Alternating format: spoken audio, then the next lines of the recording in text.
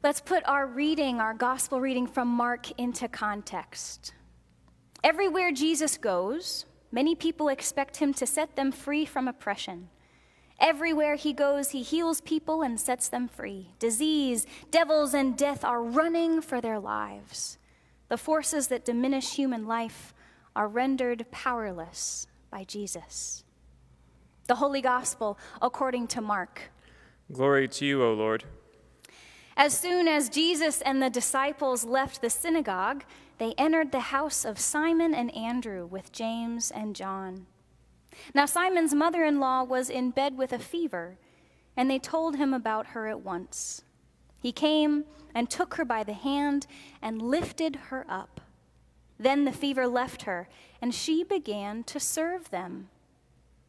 That evening at sunset, they brought to him all who were sick or possessed with demons, and the whole city was gathered around the door. And he cured many who were sick with various diseases and cast out many demons. And he would not permit the demons to speak because they knew him. In the morning, while it was still very dark, Jesus got up and went out to a deserted place, and there he prayed. And Simon and his companions hunted for Jesus. And when they found him, they said to him, "Everyone in town is searching for you." Jesus answered, "Let us go on to the neighboring towns so that I may proclaim the message there also, for that is what I came out to do." And he went throughout Galilee, proclaiming the message in their synagogues and casting out demons. The Gospel of the Lord. Praise to you, O Christ.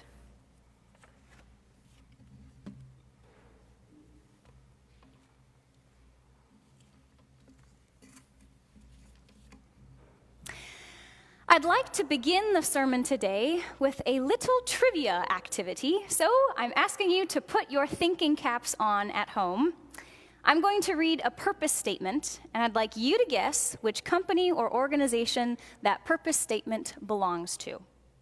I'll read the statement, then I'll give you a hint, and I'll read the statement again, and your job is to flood the comments with your guesses, and we'll see how many of them you can identify. Are you ready?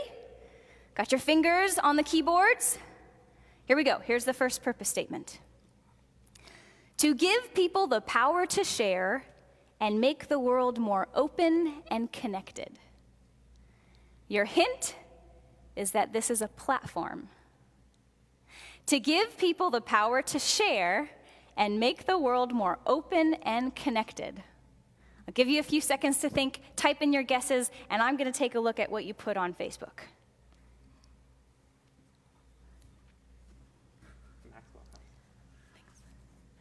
Oh, we got a guess from Maxwell House.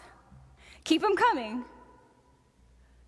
Ooh, we have a winner, Facebook. Yes, the answer is Facebook to that one. Okay, get ready. Here's the next one. We have some worship team members who celebrated their knowing that correct too. Okay, next one.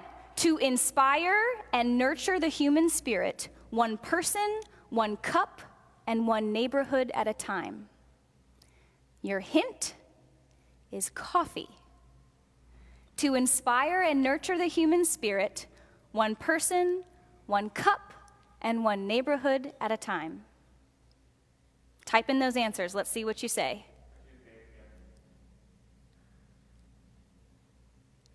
Trey says that he uses Dave's guess of Maxwell House, which is coffee, but no, it's not Maxwell House. Keep them coming. Let's see. Folgers. Mandy got it right. It's Starbucks. Starbucks is that one. Oh, worship team members got it too. Okay, here's the next one. To organize the world's information and make it universally accessible and useful. Your hint is that the name of this company also functions as a verb. If you don't know the answer to something, you can blank. To organize the world's information and make it universally accessible and useful. Let's see what you think. Our worship team members got it, and we have a few correct answers on Facebook too. It is Google. Yes, let's keep them moving. To engage, teach, and inspire through the power of rock and roll, through exhibits, innovative programs, and concerts. Your hint is that this organization is located in Cleveland. To engage, teach, and inspire through the power of rock and roll, through exhibits, innovative programs, and concerts. Let's hear it. Do you guys know it? Yeah, the Rock and Roll Hall of Fame. Yep. Good job. You guys are getting good at this. Okay, we have two more.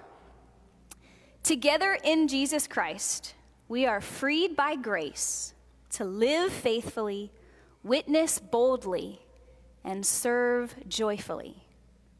Your hint is that the tagline for this organization is God's work, our hands. Together in Jesus Christ, we are freed by grace to live faithfully, witness boldly, and serve joyfully. Let's see here. Any ideas? We are looking for, I see Scott got it correct, the ELCA, the Evangelical Lutheran Church in America. That is our denomination, the denomination to which Good Soil Lutheran Ministries is a part, along with about 9,000 other congregations and ministries across the United States. So way to go. Here is your last purpose statement. To unite people and inspire communities in the joy of the game by delivering the world's most exciting sports and entertainment experience. Your hint is that likely many of you this afternoon will be watching the Super Bowl, which is hosted by this organization. To unite people and inspire communities in the joy of the game by delivering the world's most exciting sports and entertainment experience. I see some guesses for ESPN. Aha, Kim got it. The National Football League, the NFL. Yes. Oh, that was a delight.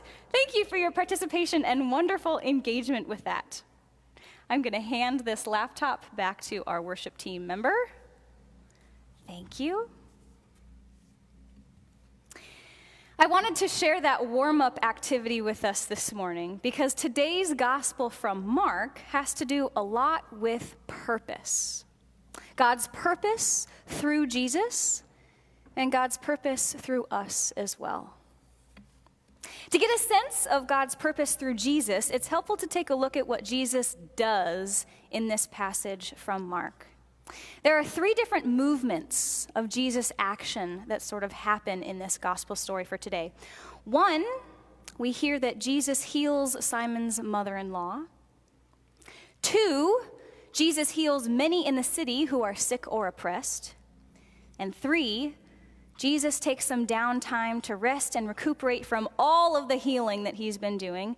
And then he tells his disciples that there is still more work to be done, still more healing needed, not only in the city in which they find themselves, but far beyond that too. It's also helpful to note that immediately before this, we hear in the first verse of our passage today that they've come from a synagogue. Immediately before the story, Jesus is preaching and teaching in that synagogue, and he heals someone there too. This is all happening on the same day. The Gospel of Mark happens very, very quickly, and so it's no wonder that Jesus needs to get away to a deserted place and relax for a little bit after all of this. But all of this goes to show the urgency behind Jesus' purpose, and that is that Jesus has come to heal the world. Now, when we encounter healing stories in the Bible, it's almost always about more than just the physical healing itself. Even more importantly, healing in the Bible is about restoring wholeness. Illness in the Bible is often regarded as unwholeness, and healing then is the bringing about of wholeness. And Jesus does a lot of this in his ministry. Anything that Jesus encounters that stands in the way of God's intended goodness for all of creation, anything that diminishes or detracts or distorts from the fullness of life that God desires, Jesus brings wholeness and restoration and redemption in its place. And one of the things that stands in the way of God's goodness, at least in the context of this passage today, is disease. Jesus doesn't erase all disease from the face of the earth, but he proclaims a message in word and in deed that says disease stands in opposition to God's goodness and God's ways. Disease of any kind.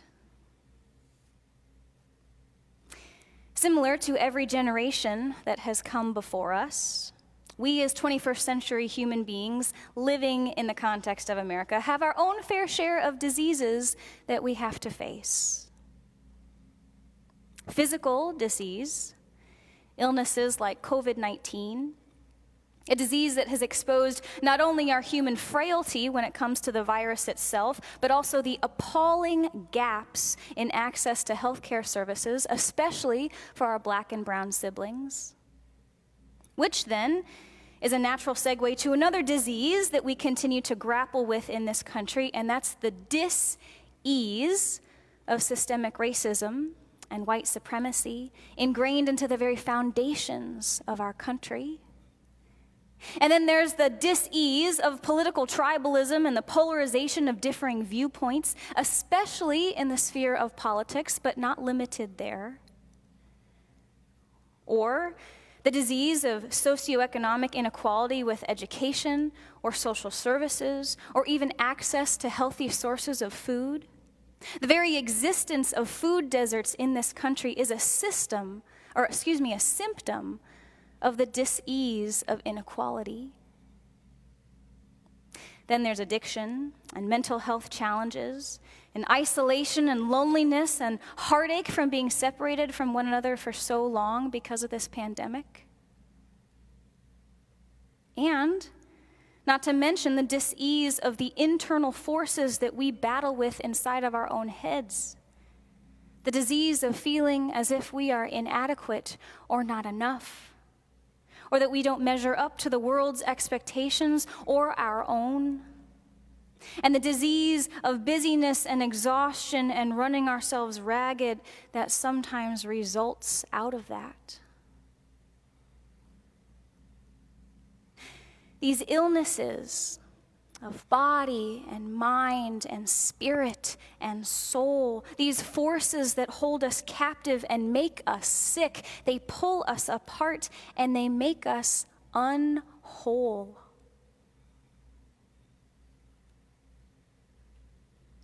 But God's purpose through Jesus is to take that which is unwhole and restore it back to wholeness again.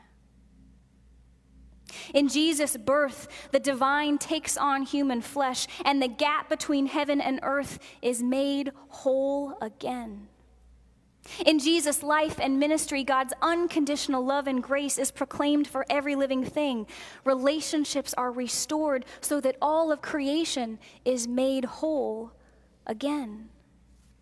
In Jesus' crucifixion and death, Jesus descends to the very depths of human pain and suffering and sorrow, so that even there, in places where wholeness and healing seem impossible, God's presence brings about the possibility of making things whole again.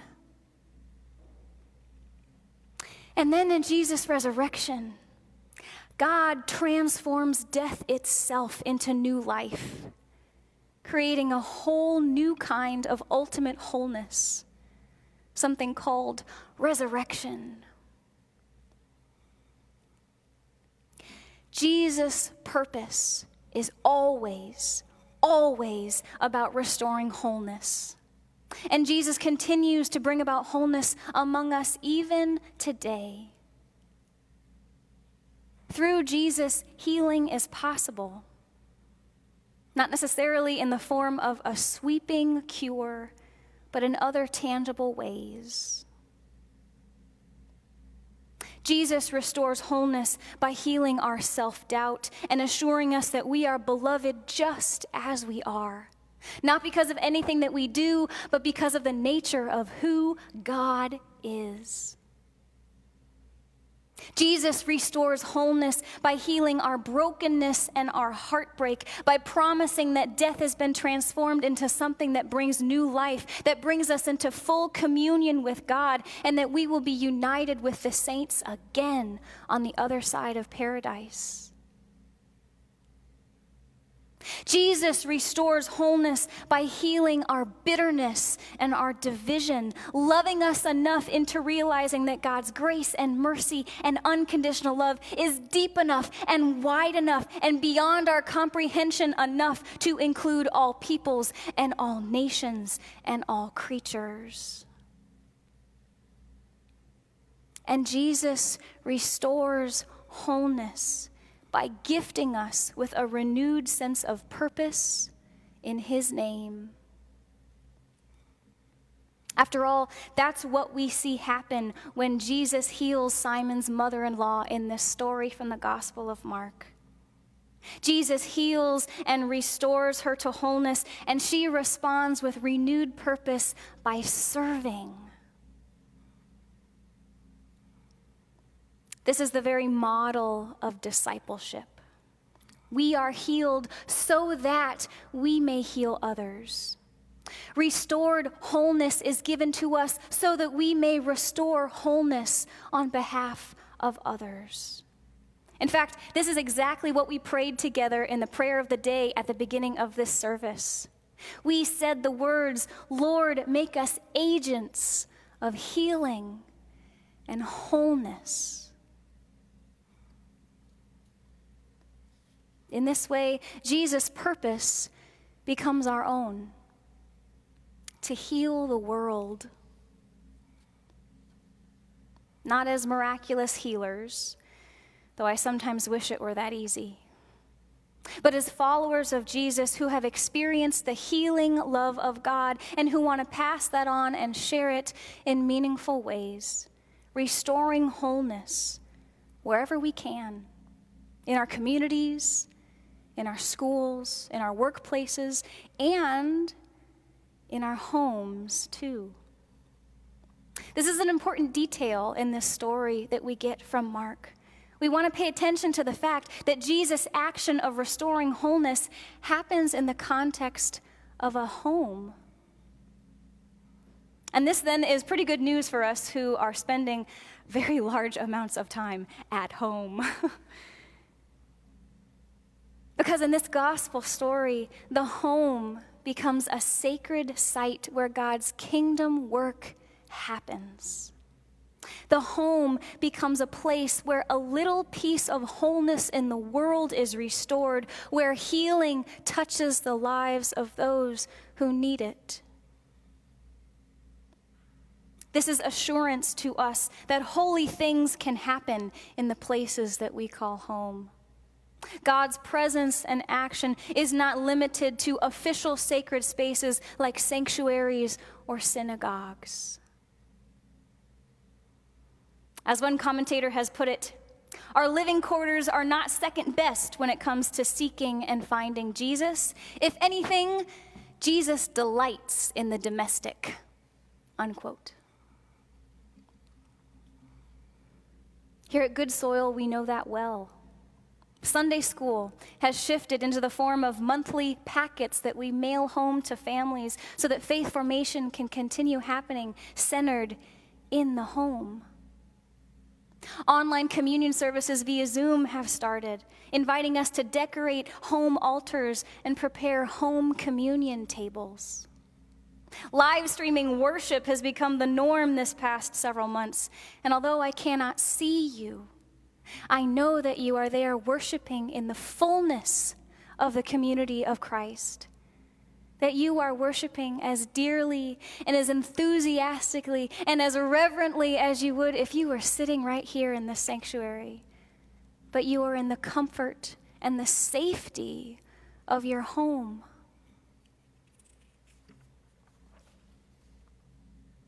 Healing and the restoration of wholeness can happen anywhere, including the home. Our work is not limited to one single space. The church has been deployed, as some people have liked to say during this pandemic time. And even as it has, our purpose remains the same: to follow in the ways of Jesus, in the ways of healing and wholeness, and serving in his name. Amen.